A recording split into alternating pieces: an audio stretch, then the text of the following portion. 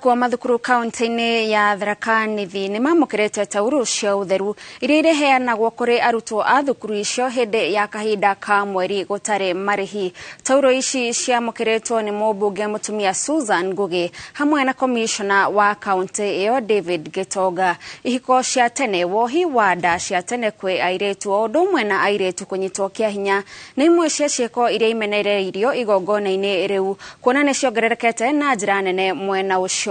Macibu o ũndũ ũmwe na thirikari cia matũra nĩ cioretio kũnyitanĩra o ũndũ ũmwe na thirikari nene gũtacũkia makinya ma kĩwatho kũrĩ arĩa mekũnyitakana magĩtabania ciĩko icio.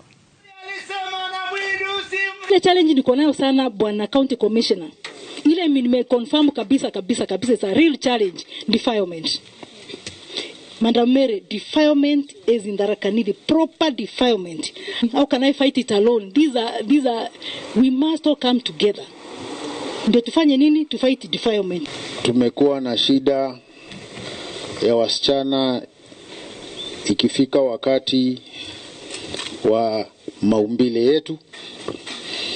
Inafika wakati hata wasichana waendi shule.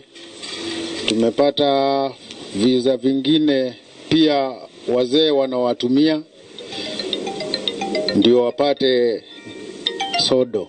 Nimekuwa mashule huku nikipeana sanitary towels, nimekuwa nikichampion menstrual hygiene na pia kusaidia wasichana kuelewa. Kuna ugonjwa inaitwa endometriosis, ndio? Ni jina ngumu.